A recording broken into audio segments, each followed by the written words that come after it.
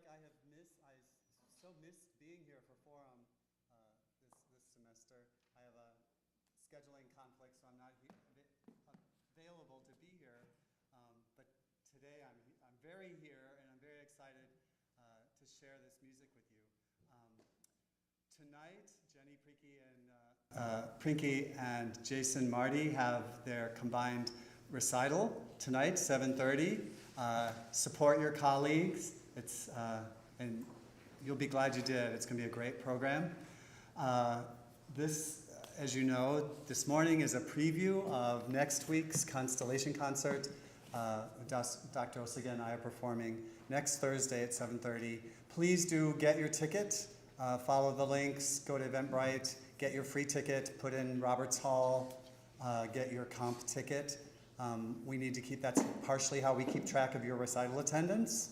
So if you just show up and walk in, that doesn't serve your purpose very well. And it helps us, so please do register. And then get your tickets now for the last Constellation concert when Danae Blasi, music alum and Grammy winner, is coming with her whole troupe to do a live concert version of her Grammy-winning Mythologies album. That's April 15th. And tickets for that are already selling really well. So if you want to be in the room, you have to have a ticket. So don't wait. I now turn it over to Dr. Osuga.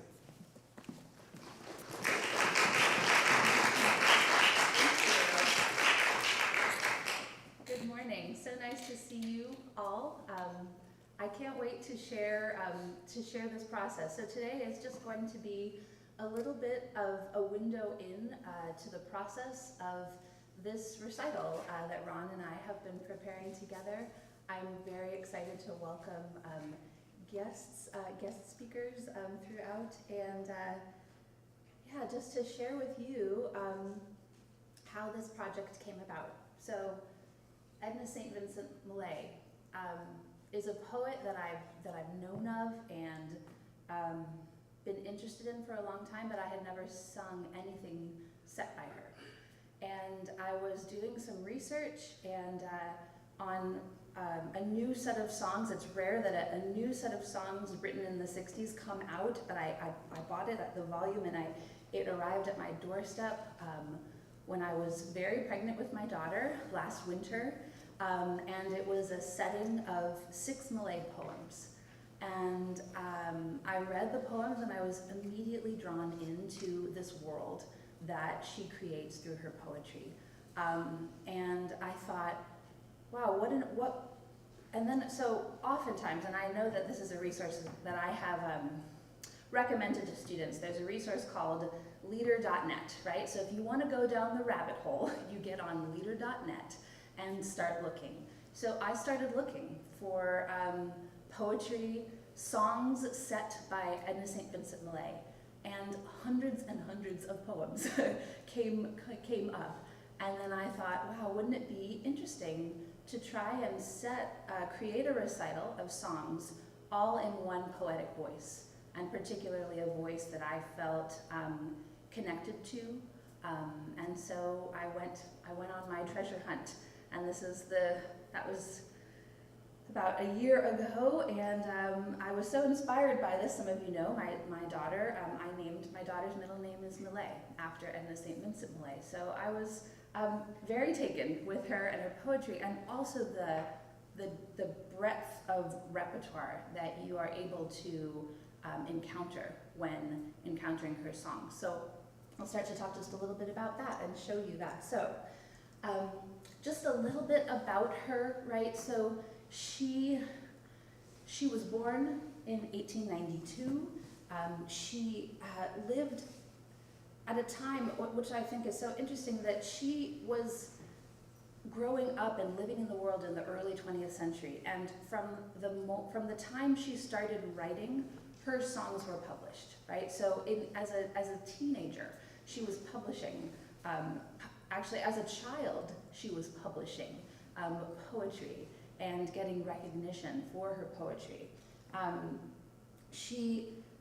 She was talking about things that not a lot of people were talking about in their poetry. One specific element that I have been drawn to in my life as a singer is that she talked from a woman's perspective. So she talked about love, she talked about nature, she talked about everything through kind of the lens of a strong, confident woman. And I was really drawn to that poetry. I'd actually just remembered and remembered this. She coined the phrase "burning the candle at both ends." That was Edna St. Vincent Millay. And not only did she publish under her own name in her lifetime, she published under a pseudonym. She wrote a libretto for an opera that was performed at the Metropolitan Opera in the 1920s. She wrote lyrical dramas and a lot of poetry, and it was published and it was acknowledged and it was celebrated in her lifetime.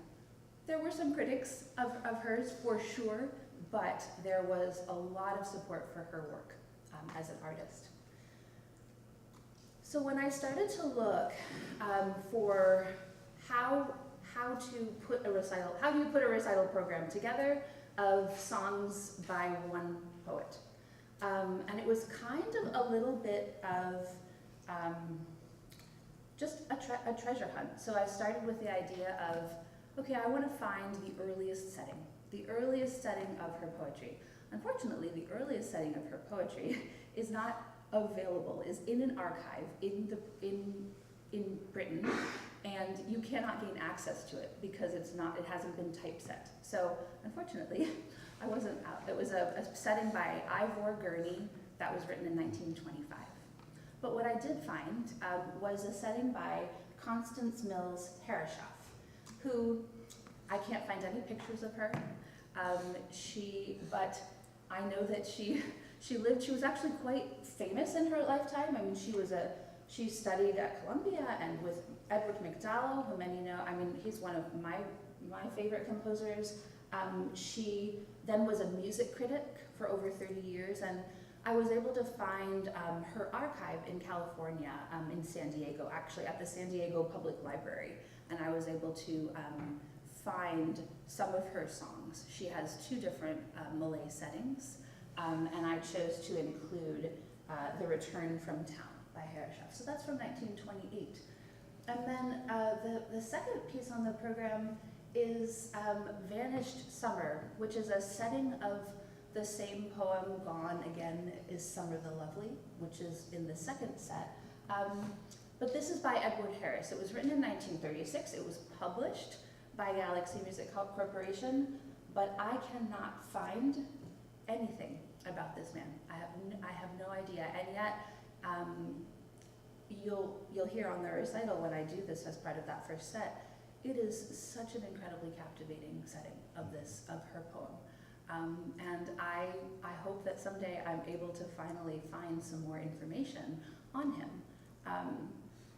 What I do know is that all of these three composers would have had direct contact with Millay to get permission to set this work, or with Millay or her publisher to set this work.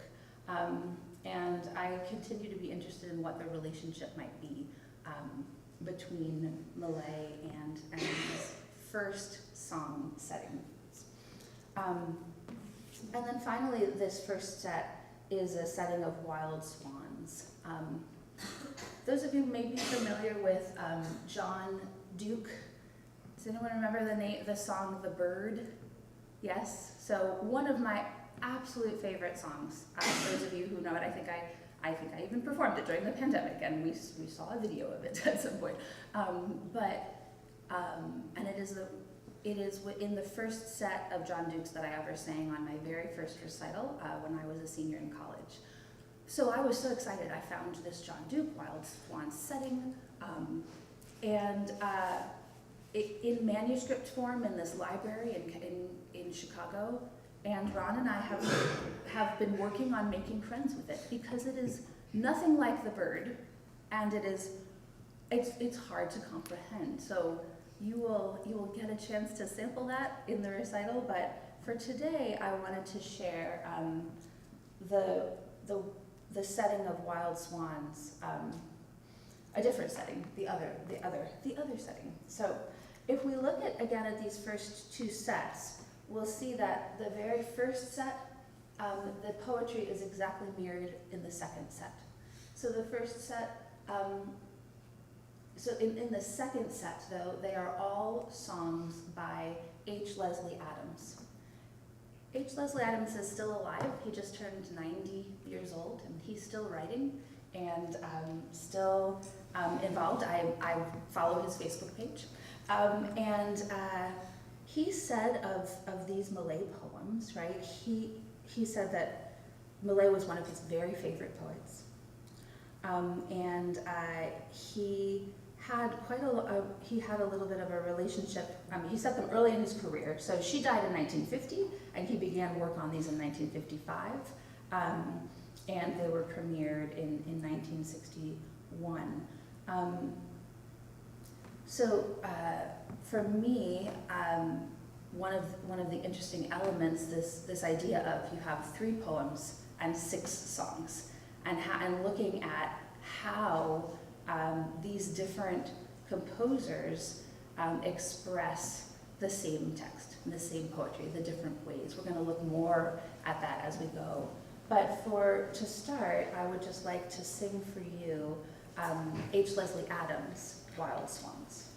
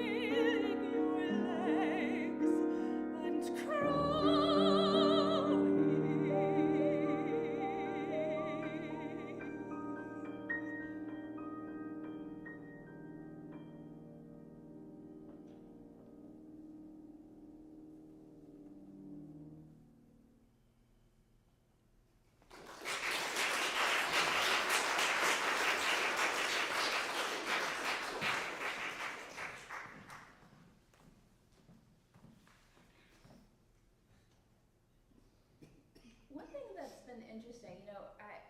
We have several students. I'm very excited for Jenny's recital tonight, and it's been interesting to watch because Jenny is doing one of the things that I'm doing in this recital, which is pairing different settings of the same poem, right? In this case, French settings of Mandolin.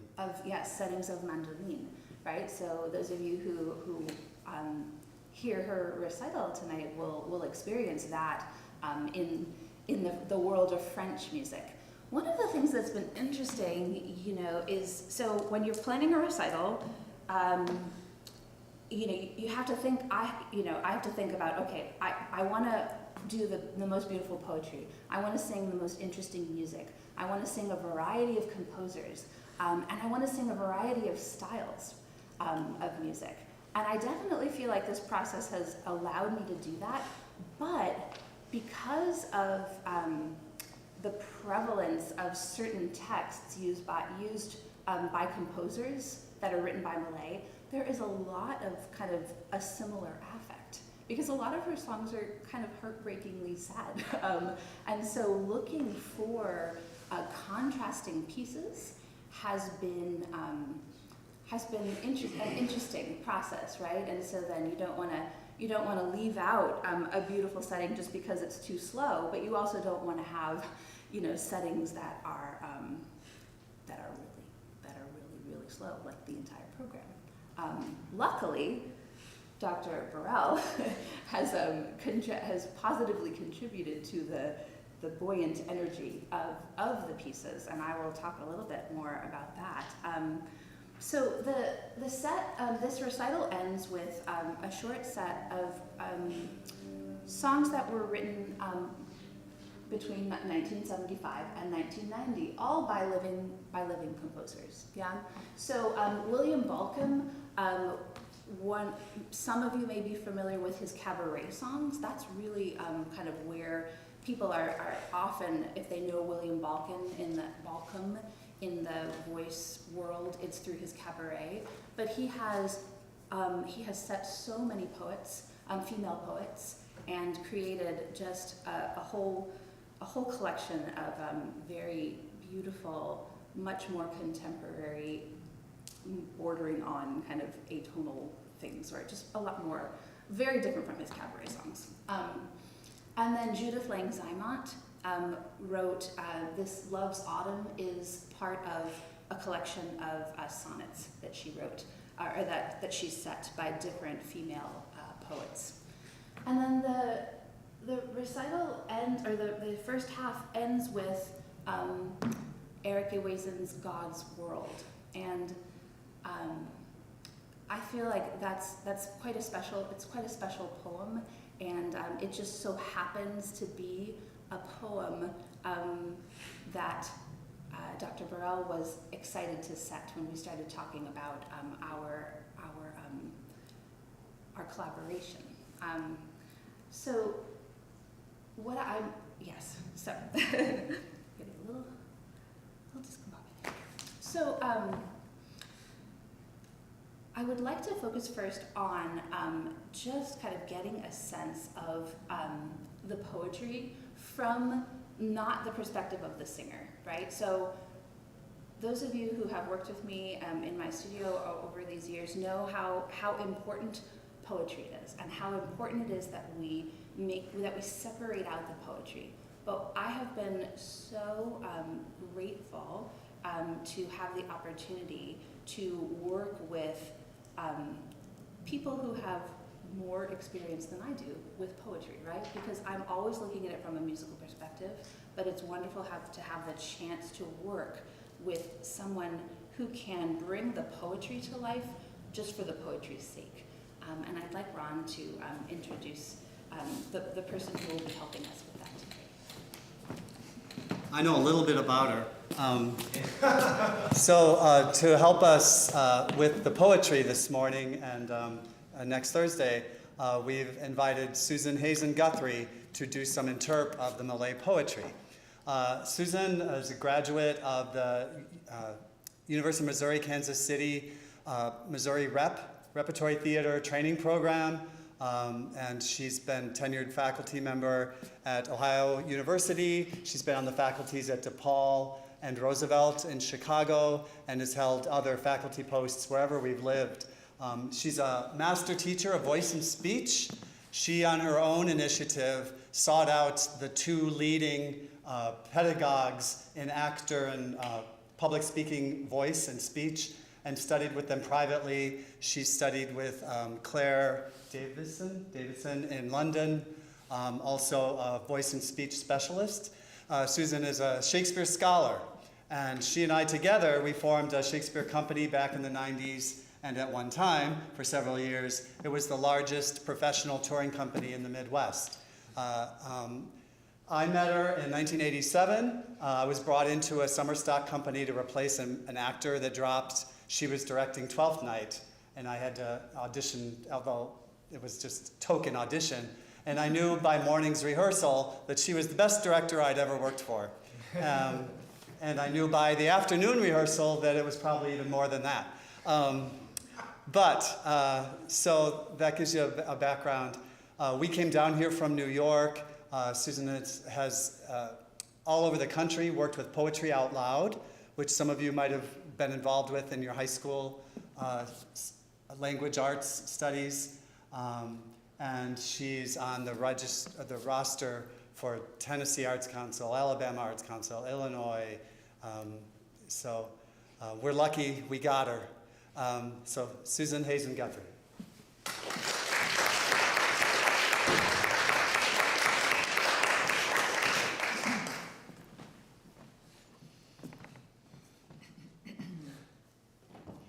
God's world. O world, I cannot hold thee close enough. Thy winds, thy wide gray skies, thy mists that roll and rise, thy woods this autumn day that ache and sag, that crag, that gaunt crag to crush the life, and all that, forgive me. Thy woods this autumn day that ache and sag, and all but cry with color, that gaunt crag to crush, to lift the lean of that black bluff. World, world, I cannot hold thee close enough.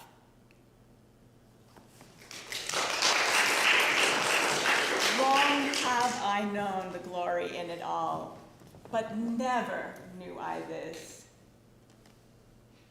Here such a passion lies that stretcheth me apart. Lord, I do fear thou'st made the world too beautiful this year. My soul is all but out of me. Let fall no burning leaf, prithee, let no bird call.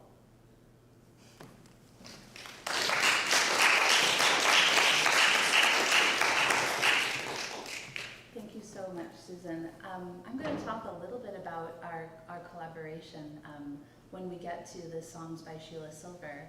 But for now, Ron and I would like to perform Eric Iwezen's God's World.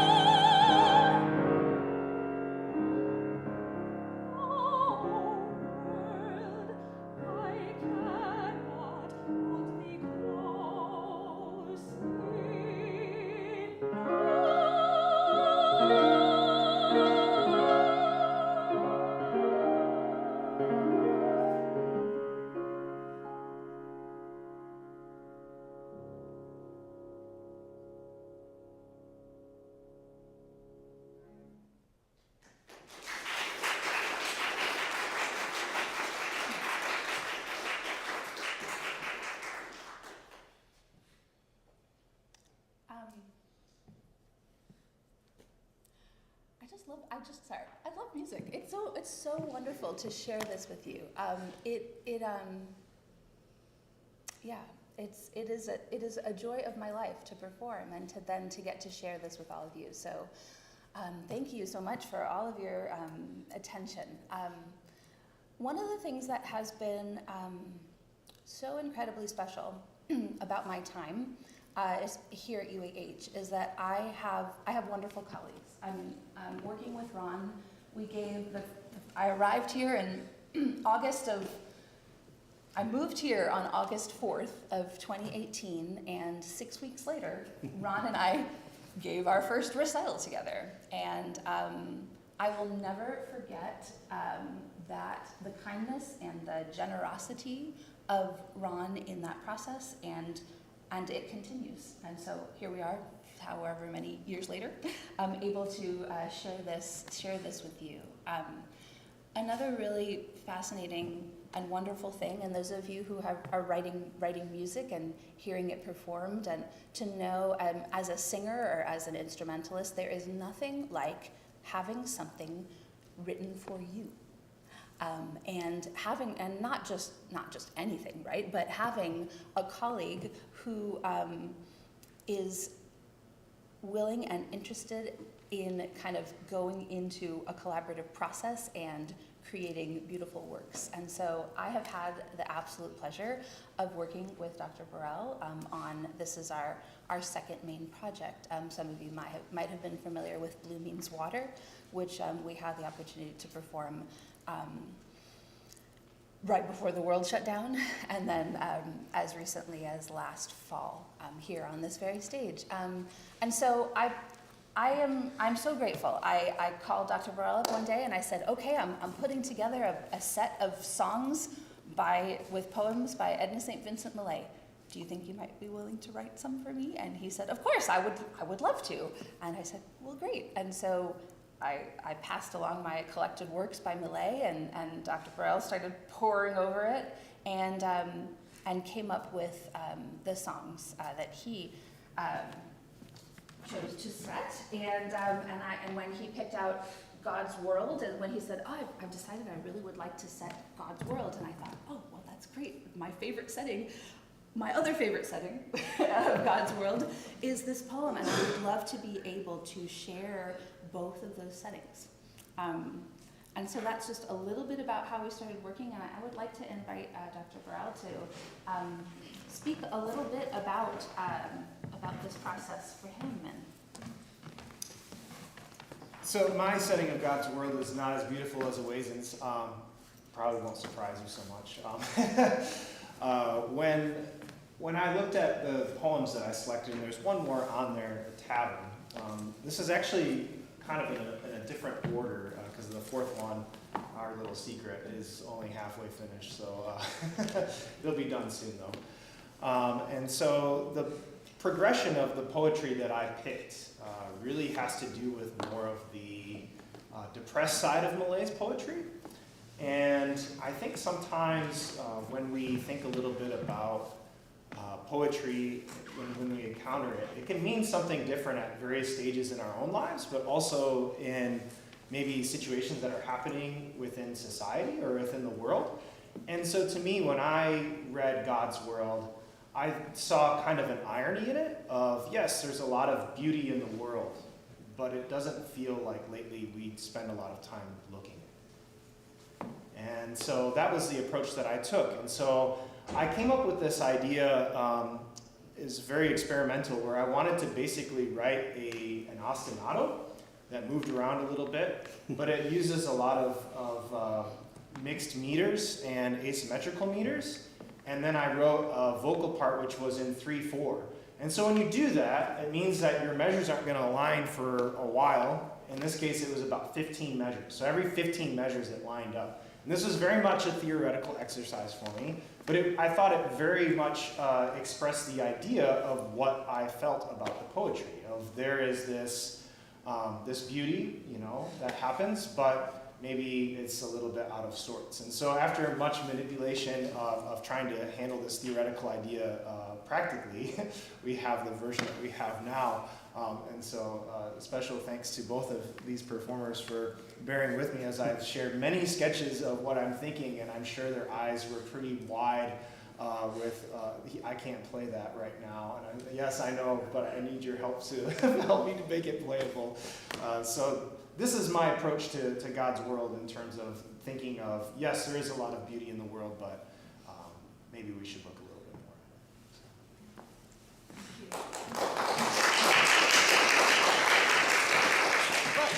And that's one of the things that I find to be so interesting, right? So, for instance, with Eric Uezen, I could probably call him up and say, hey, what were you thinking when you wrote this, right? But because he is living, and I'm really grateful that there are many, many living composers on this program. But for instance, with these very early settings, we don't have, with most of the music of our history, we don't have that opportunity. We don't have that opportunity to kind of talk through and get the perspective of the composer. And also to me, that's one thing I love about this process is that, okay, today, in this very moment, those few moments ago that I fell in love with God's World by Uezen, I will fall in love with God's World by Burrell, because that's my job as a performer. For me, having such contrasting settings of the same poem just gives me that much more to think about and to process, and also puts me on a different path in terms of how I personally interpret the poetry. So there's how I interpret it, there's how she meant it, there's how the composers interpret it, and then what comes out of their music as the result of that. And so all those elements, all those layers of that process are part of what fascinates me, and why I will never get tired of singing art song and putting together recital programs with different thematic ideas. Ron and I are going to do the world premiere of these 3 pieces next Thursday evening. And so you will have something to look forward to. But just to get just a little bit of a window into the God's world that Dr. Burrell has created, I'd like for Ron to just play the very opening so that we just kind of have a sense. And I'm not gonna sing, we're just gonna hear that very opening.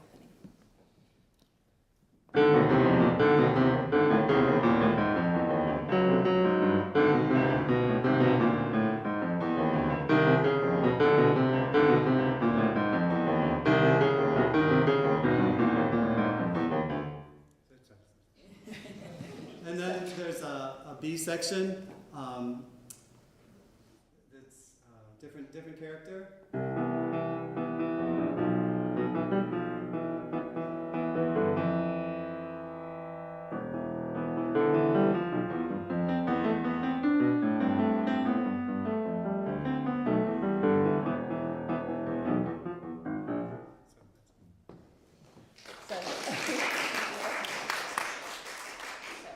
A preview of what's to come. And Ron and I will be a united front on the drama that is this piece.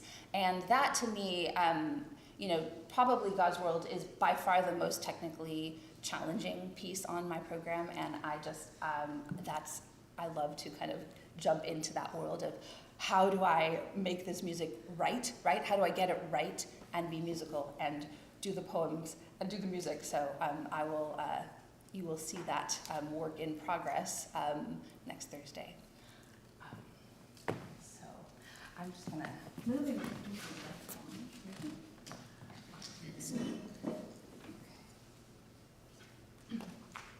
So one thing that I didn't mention at the very beginning is that Edna St. Vincent Millay was the first female poet to win the Pulitzer Prize for poetry. And she did so in 1923. And so this year is the 100-year anniversary of her winning the Pulitzer Prize for poetry. So most of these poems that are in the recital were written, so the earliest between 1917 and 1931. And so, and then the ones ones in bold are the ones that are directly from this this collection that won the Pulitzer Prize. The poem that we're going to focus on to end this this morning is a poem that I was very drawn to and really have enjoyed. There are many, many settings of this poem, and I'm excited to be able to present two of those settings on this program. It was part of the Harp Weaver, which won the prize, but it actually came out in Vanity Fair magazine in 1920.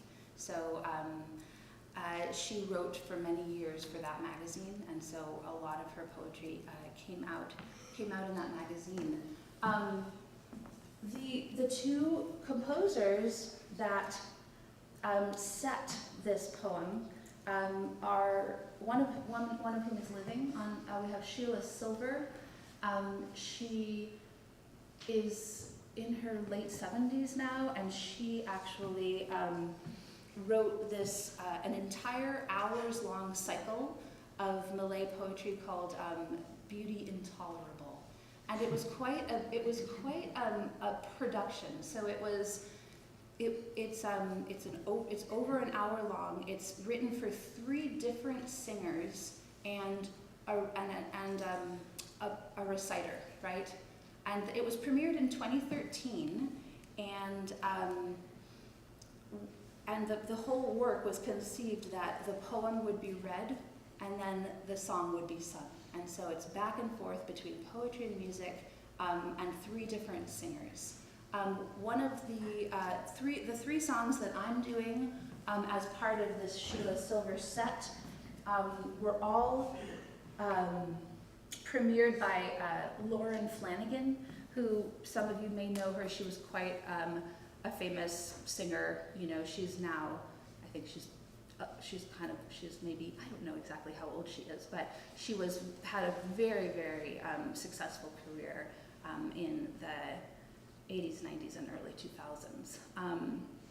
So she premiered these, and then the reader for a lot of the poetry was actually Jessica Tandy, who's an older actress, the daughter of Jessica Tandy. So, you know, from a renowned acting family. And I've watched the whole, you can watch them on her website, and it's quite captivating, that process. And so when I had the opportunity to work with Susan, when I asked her, I was just so thrilled that she agreed. So Susan and I will present these 3 silver songs next in the recital, and we will do the seamless poetry through music as they were intended. One of the things that makes these final 2 sets, kind of characterizes these final 2 sets, is that a huge portion of these poems are in the form of the sonnet. And I am going to let Susan, our expert, tell us just a little bit about the sonnet, and so that we understand kind of this form.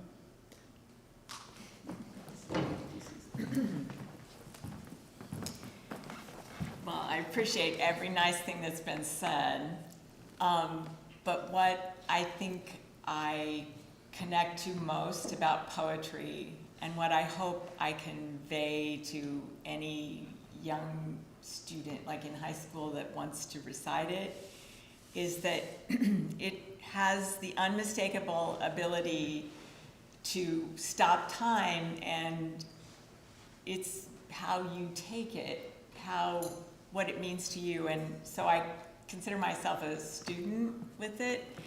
So the form begins to be the frame to which I can just kind of just run with it. The sonnet is 14 lines of iambic pentameter, and most people learn about it in school through sonnets of Shakespeare. So I usually have to convince people to pay attention to the line form, and that the phrasing is everything, and that the iambic pentameter, the rhythm of it, means something, but I love to be around musicians because you don't have to explain phrasing or the idea that a vowel can touch something in your own heart, and if in you, the person that's listening to you. Rhythm's an elusive concept in acting because we have one of our major components of learning to act is something called tempo rhythm. And I've yet to meet a teacher who can actually talk about rhythm to students. Tempo, fast and slow, makes sense to all of us actors, but everything in the room has a rhythm, and musicians seem to get that. The floor, the light, not just the instrumentation. And the instrumentation and words together with a sensitivity to rhythm is one of our major experiences when we listen, because we feel it physically. We don't have to analyze it, we feel it. Iambic pentameter has the beauty of being our heartbeat. So I like sonnets because 7 is a mystical and holy number, and usually sonnets are about love in some form, heart or physical or mythical. And it makes sense that it takes 2, so you would have 2 sets of 7, thus you get 14 lines. So the sonnet addresses the 2, whether together, whether near or far. Thank you.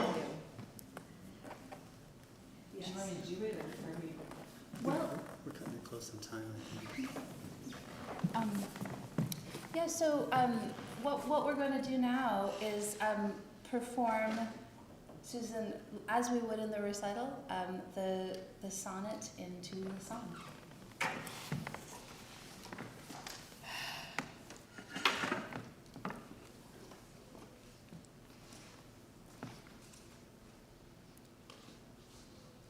This sonnet is known by its first line, "What lips my lips have kissed." What lips my lips have kissed, and where and why, I have forgotten. And what arms have lain under my head till morning, but the rain is full of ghosts tonight that tap and sigh upon the glass and listen for reply. And in my heart there stirs a quiet pain for unremembered lads that not again will come to me at midnight with a cry. Thus in the winter stands the lonely tree, nor knows what birds have vanished one by one, yet knows its boughs more silent than before. I do not know what loves have come and gone. I only know that summer sang in me a little while, that sings in me no more.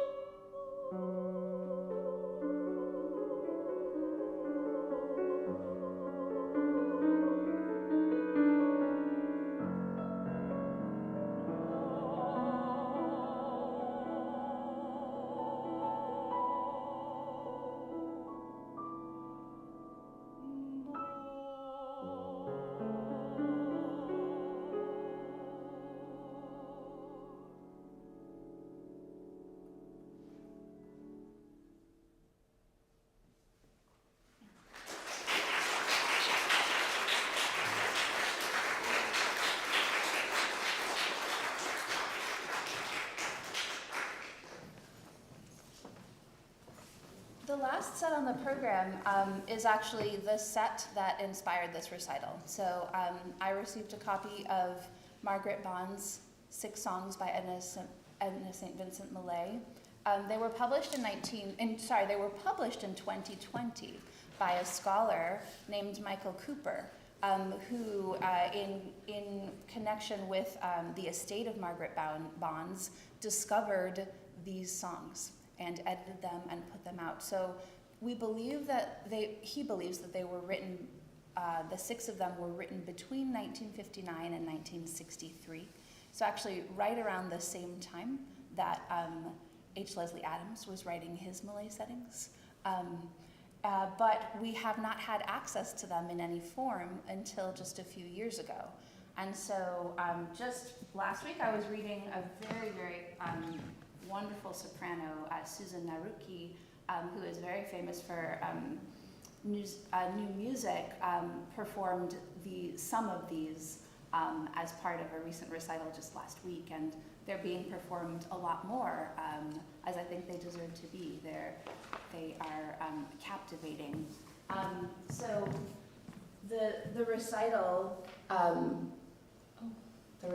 ends with Margaret Bonds' setting of this piece. Now,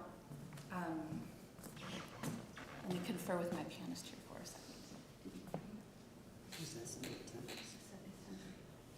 Yeah, switch to. Okay. We have just enough time to perform this Margaret Bonds. So this will end the recital, and I might be giving it away, but I just love this piece so much. I would love to share it with you. And I think it's always interesting to have an opportunity to hear this poetry. So we heard it read, we heard it sung, and now we hear it sung through a different voice.